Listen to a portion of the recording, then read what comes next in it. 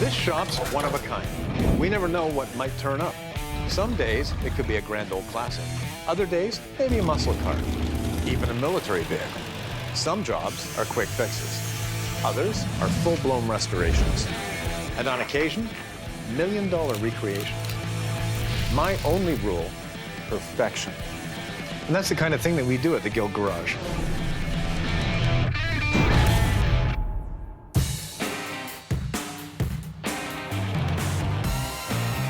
It's off to the EAA in Wisconsin for the air show. I think they have a Bugatti airplane in the museum, so they're gonna match up this that we recreated and put it with the Bugatti airplane for everybody to see. So the Bugatti, it's off again. It's been touring art museums and fine art galleries for the last couple of years. And now it's on its way to an even more important museum, at least in my eyes, the EAA Museum in Oshkosh, Wisconsin, to the big AirVenture Fly-In. It's appearing with another very, very important Bugatti, a really, really cool Bugatti. It's like driving a busload of school kids or something. Gotta be really careful.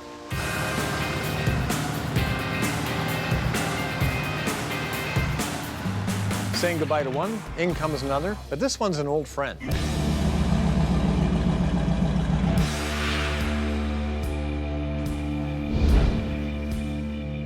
We restored this Riviera, geez, 15 years ago, but look at it now. I mean, it's still just stunning. Rolled in here, and the gentleman's got a few issues with it. The headlight doors, braking problem, and both, you know, serious issues. I mean, brakes you gotta have, and headlights you gotta have too, so we'll look at it from there and determine what's going on. Every time you hit the brakes, the fluid travels down the hard lines underneath the car to a flex line, which divides into the left and right rear wheel cylinders, and somewhere along that line it's plugged.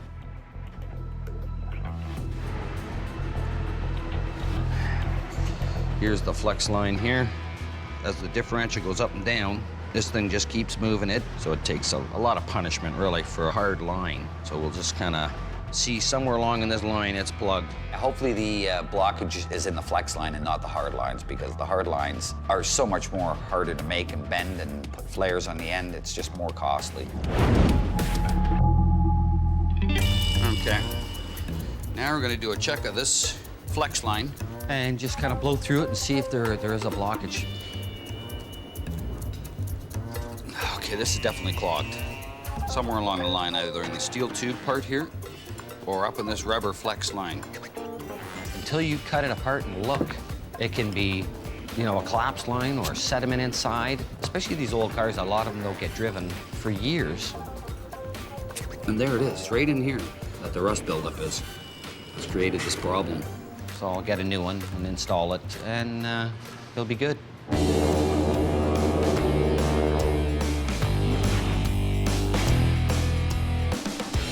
Janice and I have been to Oshkosh before, but this year is even more exciting because the Bugatti has been invited to be displayed next to something that's, well, even more important. This is Whitman Field, just outside of Oshkosh, and it is an immense place. I mean, it's hundreds and hundreds of acres, and during the course of this week, around 14,000 aircraft turn up. What the hell is that one on the left? Oh, I know, it's a Vultee, BT-13 Vultee. So this is a A-10 Warthog, Jan. This is like my favorite modern warplane. I mean, look at the size of this thing. It defies imagination that it can actually fly. That's pretty amazing. We don't need an excuse to come out to Oshkosh to see vintage aircraft. That was an F-105. Oh, look at you too. You know, it's one of Dave's passions, tying in the aircraft with the automotive. The cars that I really love are in the 1930s, and the aircraft that I really love are in the 1930s. So there is a lot of crossover. David, this is a 1929 Ford Trimotor. It's a little-known fact that Henry started two industries. This is the nation's first production airliner. Henry Ford designed a couple of airplanes, and he designed the world's first commercially viable airliners. Ford's son Edsel got interested in aviation. He met some people, and they gradually talked Henry into building airplanes, and he came out with the Ford Trimotor, inarguably the most successful airliner of his day and age. Henry Ford had to be the guy that brought it into production because he could throw the engineering resources at it that nobody else could. He could throw the manufacturing skill set that no one else had. What was the actual concept of you know, 3 engines rather than putting 4 up on the wings? Is it just that they hadn't gotten there yet? Well, the 3 engines was a marketing thing. In the 1920s, the public had a fear of flying, and it was well-founded. Airplanes were not exactly safe to be up in the air in. Henry Ford figured that if you could build a safe and reliable and economical transport aircraft, the public would fly. And he wasn't wrong. And they actually took reliability tour to convince the traveling public that it's okay to travel on an airplane. Can we take a look inside? Let's take a look. This is a roomy airplane. Oh, the wood is beautiful. All the detail. Oh, well, that is Just gorgeous. I wish Art some of the Deco. Airlines would take a cue from these seats. That's correct. Yeah. The wheel is what's cool. Yeah. This is out of a Lincoln, and it turns about 300 degrees in either direction. This is out of a Lincoln. Yeah, well, Ford, the headlights on the wings are automotive. Okay, sir, are you ready? I just got asked if I would like to go up as a safety pilot. I'm ready. That's pretty awesome.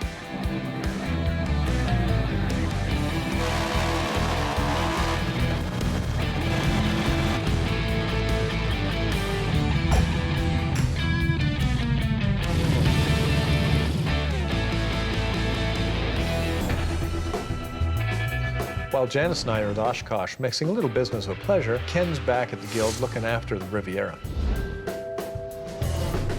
Now that we got the new flex line, we can do a quick check. Lots of air blowing through it, so we're good to go to install. Run that up through. I'm going to hook up the main feed line to the flex line here. Now that I've got the flex line on, I'll top up the fluid and I'll start bleeding the rear brakes. And no bubbles anymore, then I know that blockage is gone. I got Larry up top here. He's going to apply the brake pedal, and that way I can have the pressure coming down here out the line, so I can watch for the bubbles and then the clear fluid coming out, and we'll be totally bled on this side. Okay, Larry, can you pump? I'm okay. Holding down. This is what we're looking for. We're starting to get it. Bubbles are dissipating now. Pump one more time. Hold. Now it's just about beautiful. Now that we got all the lines bled, the system is fully bled out of air. So how's the brake pedal feel there? Real good, yep. Good? Yep. All right. I think she's good. We're all Ready for a road finished. test.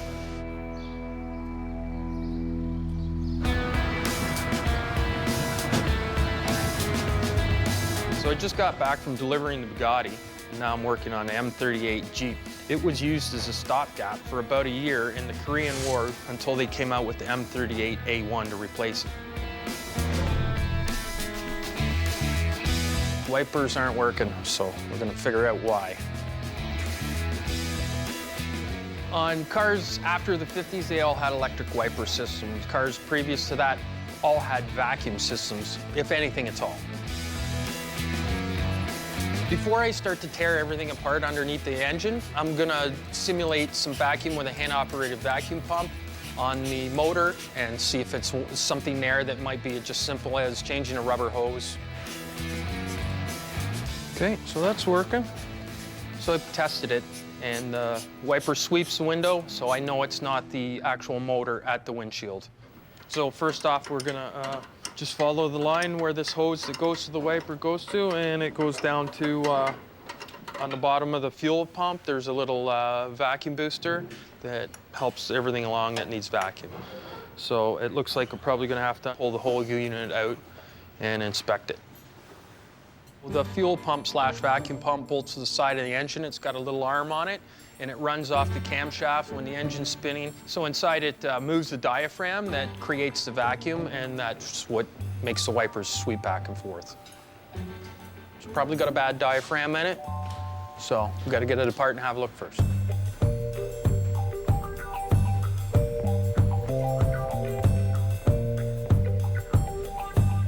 Nope, here we go. We got a little tear, well, a big tear. Enough to make it lose the vacuum pressure, so we're gonna have to find another diaphragm and put it in.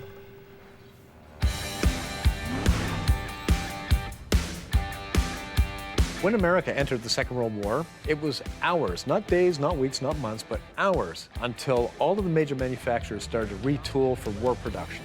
And some of the things that America needed the most were aircraft. So you had Ford, you had GM, and you had Chrysler all jumping onto various programs. It was an amazing effort and paid off in spades. These aircraft were dubbed the Flying Fortress by the media when they first appeared because they looked at all the guns and everything. And you know, in 1938 and 1939, people thought that there's no way you could ever shoot one down. It was literally a flying fortress. Look up here. It says right there, the Studebaker Corporation. One of the things about it that really ties it into the world that car guys can understand is Studebaker and Grand Band made the engines for these things. I mean, the same company that had been making Studebaker cars, and actually before that, they made wagons. I knew Rolls-Royce did and Ford, but I didn't realize Studebaker made Yeah, everybody sort of everybody pitched in. That's right. In the first year of the Second World War, aircraft development sped ahead at a speed that eclipsed the 20 years previous to it. They were faster, they were sleeker, they lost a whole set of wings, they gained a whole set of guns, and you know, they pushed the limits of how fast something with a propeller can move. This B-17 has 6 gun positions. One of the gunners was actually the bombardier, so when he wasn't actually dropping the bombs or aiming the gun sights, he was busy defending the front of the airplane. And then you had the poor bugger underneath who was in the ball turret, and I mean, that to me is just amazingly brave for anybody to get into that and then spend 12 hours in it, go fight people who want to kill you and aim exactly at you to knock you out. Would you like to go in it? Slide right in. Lift and scooch. There you go. Oh my. Okay. It's tight in here, yeah, and I'm a lot smaller than a man, right? So can you imagine? And she actually said it was comfortable once she got in there. I mean, I don't know how comfortable it had been after being in there 12 hours at minus 60, but it illustrated just the weird position that you were going to have to be in for all that time. You know, the life expectancy rate was just dismal. And these young guys, they were so brave because they got in these damn turrets and they knew if anything went wrong with the plane, if it had to land without its gear and he was trapped in that ball and it happened more than once, he was going to watch his own death happening. It's really hard to comprehend that kind of bravery. It's an amazing thing, eh? And what a beautiful airplane.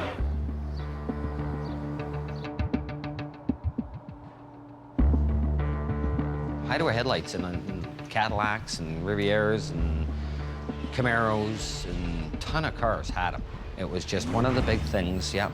The Hideaway headlights were a new fad sort of thing where you could open and close these things. It looked pretty cool in that. Just come in, I'll try to. When that pulled out, those headlight doors should open, but they're not. With the headlight doors not opening up, the headlights still come on, but you have no headlights to see from. This car for its day, I mean, was pretty high tech. I mean, it had all the options you could imagine in it, pretty much. And the headlight doors on this thing have their own separate motors. And the wiring harness that comes down to there is it's not real complex, but there's just a lot of wires. Finding the fault in this system is just a little bit more challenging.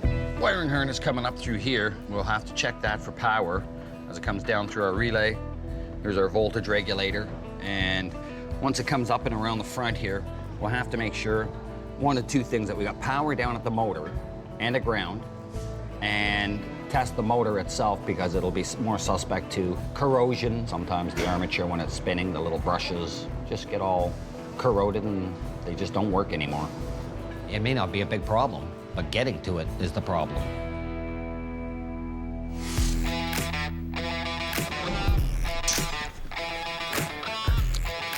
So disassembled the pump and find that the diaphragm has a crack in it. So I'm gonna install a new diaphragm in it and reassemble it. A crack in the diaphragm, it's a major problem because it won't make the seal and won't create the vacuum that we need to work the wipers. I'm about 95% sure that this is the cause of the problem. We're gonna put it back into the Jeep and we're gonna start it up and test it and see if the wipers work. So these Jeeps, they're designed to, you know, come apart really fast for when they were, you know, in service. Okay, so all the lines are hooked back up, fuel lines, vacuum lines. So now we just gotta get it fired up and see if it's making a vacuum. We need to get the wipers working.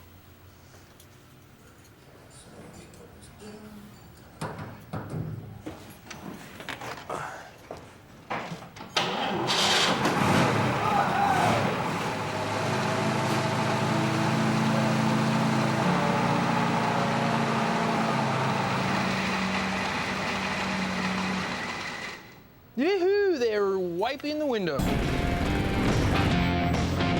We got to go and get cleaned up to go and see the Bugatti, but in the meantime, there's so much to see here. So this is from an adventure. One of the neat things about this is General Motors made these. When you can mix automobiles with aviation, you know, it turns it into a completely different passion. These were torpedo bombers that the Americans used in the last half of the Second World War. The company that was building these, Grumman, got so many orders from the American government, they couldn't keep up. So the American government went to General Motors and said, do you think you can help us out here? Back then, they actually used this to help win the war. That's So right. that's Yeah. kind of a cool thing. It's just a beautiful restoration. We're kind of proud of it. Yeah. This TBM Avenger is just a magnificent airplane. I know the cars really well, and I have to say that the fit and finish of these aircraft is way better than the cars. And you have to think that's because the people who were building them were sitting there thinking, this is my contribution to winning this war. All right, you want to go up in the cockpit? Sure. Okay, let's go. I jumped into the cockpit of this aircraft, and I mean, it's pretty cool. Dave, Oh, yeah. yeah. And I mean, there's, It takes two hands to fly it almost. oh, yeah, no kidding. Like when, And when you must be push it trimmed. over. You have to fly it with trim in it. Yeah. This thing was built using a slide rule and drafting board. Yeah. And it was built by people who have been putting together like 39 Chevys. Yeah. Yeah. I'm hitting the switch, there's nothing happening here, so there's a few spots where it could be faulty, which could be the switch, the motors, bad connector, so I've just got to kind of diagnose, process of elimination to find it. Okay, I got all my wiring set up here for my test light. I'll just check it now, make sure I got power coming through from my headlight switch, which I do. So that leads me to believe that the motor in itself has a problem with the armature in it or the brushes. So a lot of times with these things, just with corrosion and stuff like that and water and all that, instead of pulling it all apart and taking it out, you can reach down and just give them a couple taps sometimes, and just with the corrosion, it'll fall off the armature and the brushes, and they'll start to work again. So that's kind of my next trick.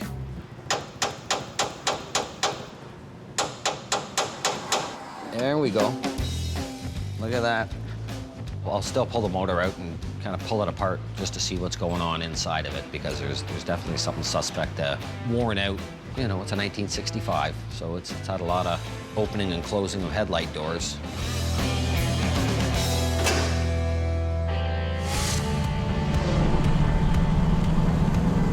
The sound, there we go. Riviera is very high class, especially this one. I mean, this thing's 2 4-barrels, grand sport. It doesn't get any better in the day, boy. I mean, everybody wanted one of these babies. Okay, we're at 40. Feels good, Ken Hall. Rides like a dream. Okay, I'm gonna just try the brakes out here, Brad. Hang on a second, okay? Ready. Here we go. Oh, nice. Doesn't pull or nothing? No, that was good. Okay, brakes one more time, Brad. Panic stop, Yeah, ready? panic, Here we go. Nice. I'm liking that. I'm liking that. So, Ken, you did a lot of work on the lights? Yeah. Maybe we should give them a try. All right, play them open.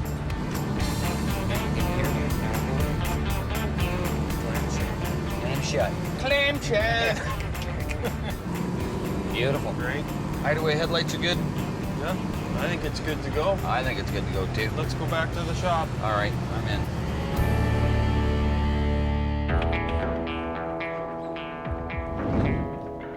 So finally, they've cleared us to go up and look at the Bugatti and the display it's in, and well, I'm looking forward to this. It's going to be really cool. Here it is. The Bugatti Model 100 Racer. The only one in existence, and a pretty nice car next to it as well. Yeah, I'm really, really pleased because I've always imagined that car sitting with that airplane because they share virtually nothing aside from the guy who designed them. Our Bugatti Airlift sitting right next to the Bugatti 100P, a one-off racing plane built by Ettore Bugatti in the 1930s.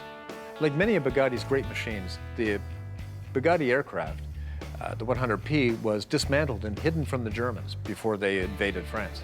By the time World War II ended, it was old news. I mean, aircraft had advanced so fast in the 6 years previously that it no longer had a place in the world. And so it never did fly. While it never flew, is dramatically beautiful. Just look at it. But what really stands out is the design. A classic 1930s design, built for speed. Now, when you look at it, there's very little in the way of resistance on this aircraft. And that was the entire intent. The things that I love about cars and aircraft are, well, they're very similar. I love the form and I love the function. And I mean, as aerodynamic and slippery and artistic as a car can be, an aircraft can do that, but it does that in 3 dimensions. I can't begin to tell you how much I appreciate this, to be in proximity to this, the real thing. You know, thanks for the tour. Oh, well, it's my pleasure. Thank you for bringing the car. It looks perfect next to it. Yeah, well, you're welcome for that.